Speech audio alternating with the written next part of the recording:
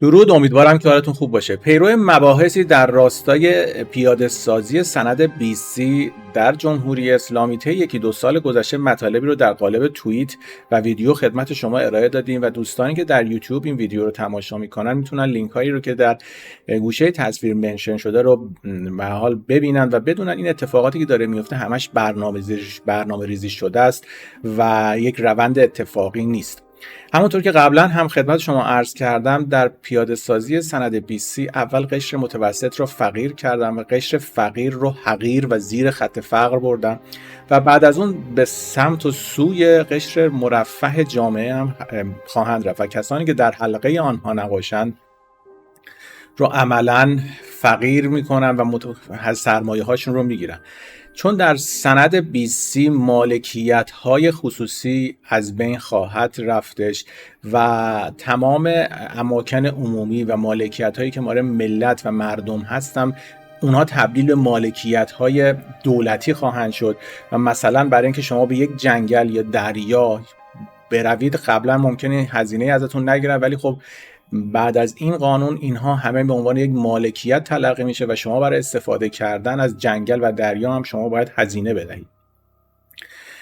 وارد این مسئله نمیشیم. بعد از اینکه خبر رونمایی از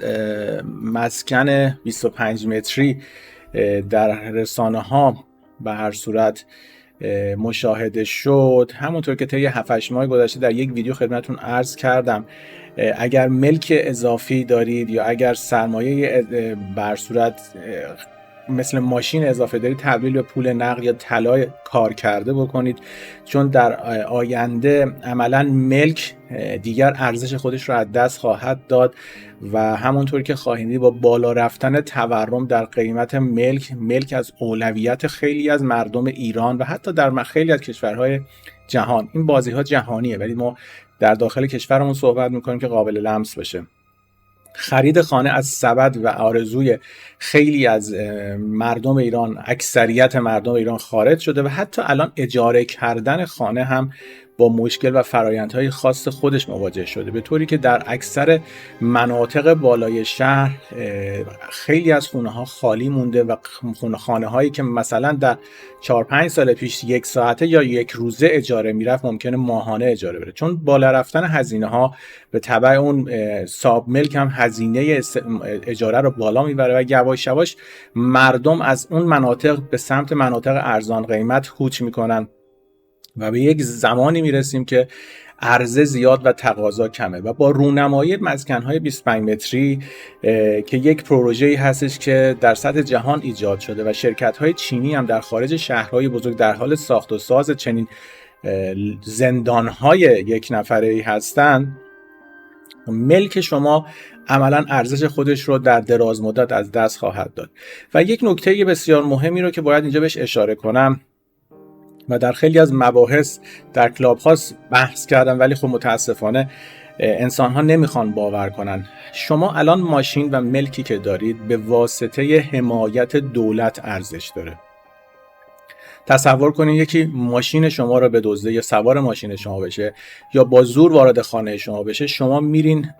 به واسطه اون قانونی که در اون کشور هست شکایت میکنید و به واسطه قانون ملک و اون ماشین خودتون رو پس میگیرید. حالا شما تصور کنید اون کسی که میخواد ملک و ماشین شما رو بگیره هم اسلحه داره و هم قانون دستشه، بنابراین شما دیگر صاحب اون ملک نخواهید شد. شما الان سند ملکتون باز کنید میزنه جمهوری اسلامی ایران، یعنی به واسطه دولت جمهوری اسلامی ایران اون سند و اون مالکیت شما ارزش داره. مادامی که دولت ها بخواهند این ارزش رو از ملک شما، ماشین شما و تمام چیزایی که به هر صورت سند داره میگیرن. این یک مبحث خیلی سنگینیه که امروز جاش نیست در موردش صحبت کنم، ولی خواستم به این موضوع فکر کنید که شما دارای هیچ سرمایه‌ای نیستین. سرمایه شما آن چیزی است که نقد و نیاز به هر صورت تراکنش هایی نداره که دولت ها به هر صورت اون رو باید اوکیش کنن. شما میخواین خونه‌تون رو بفروشین، ماشینتو بفروشین، نیاز داری بری دفترخونه محضر و این یک به هر صورت وقفه‌ای هستش که دولت در کار شما ایجاد میکنه. ولی شما مثلا اگر بخواین دوربین عکاسیتون رو بفروشین، گوشی موبایلتون رو بفروشین، میتونید داد و ستد کنید. ولی در سند بیسی دولت‌ها یواش یواش مالکیت‌های خصوصی رو از مردم خواهند گرفت و این روزها با قوانینی که در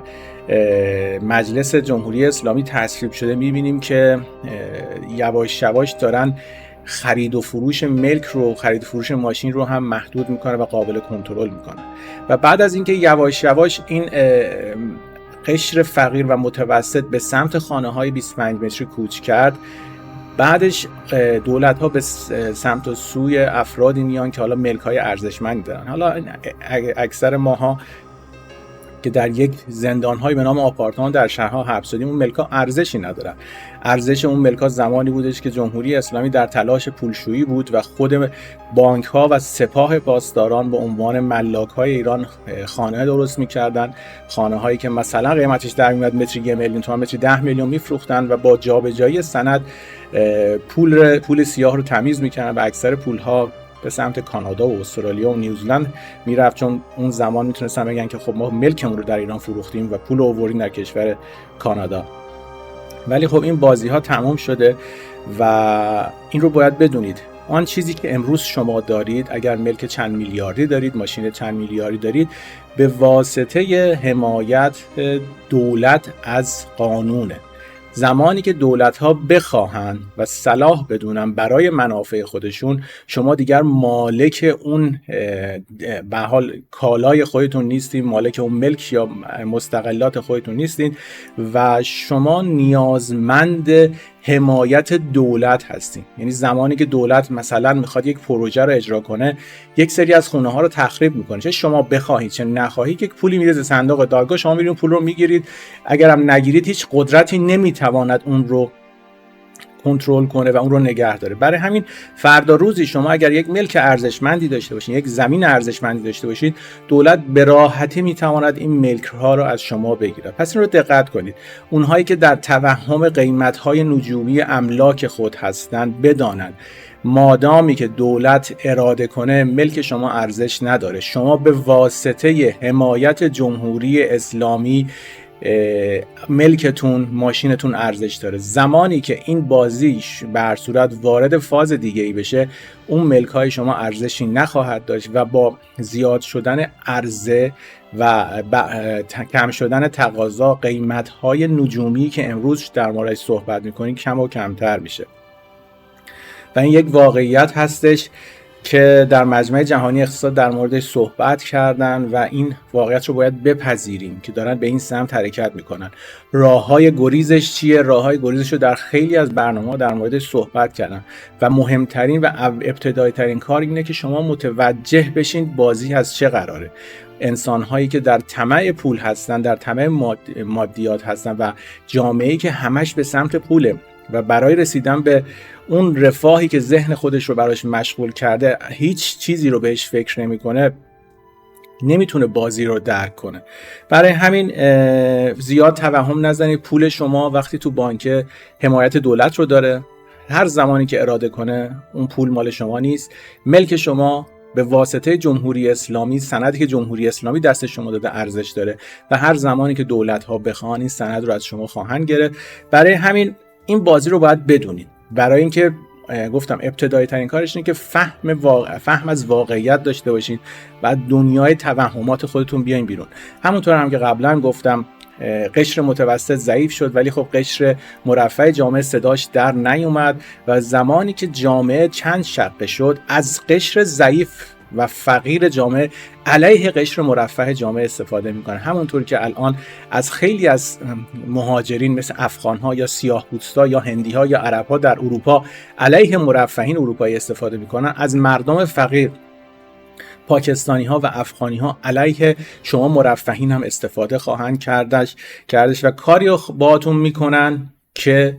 حتی امروز فکرشون نمی‌کنین. برای همین تلاش کنید در یک جامعه که زندگی میکنید غم جامعه غم شما هم باشه، چون وقتی که جامعه از هم گسیخت شما هم به عنوان یک آدم مرفه ثروتمند نخواهید بود و امنیت جانی و ذهنی نخواهید داشت. برای همین این موضوع کوتاه هم خواستم همینجا ببندمش، چون در یک لایوی در این مورد صحبت کردیم و گفتم اینجا هم خدمت دوستان صحبت کردیم. این سرمایه شما به واسطه حمایت دولت هاست که ارزشمند داره و زمانی که دولت ها بخوان یا سیاست هاشون رو عوض کنن، سرمایه های شما عملا ارزش خودش رو از دست خواهند داد.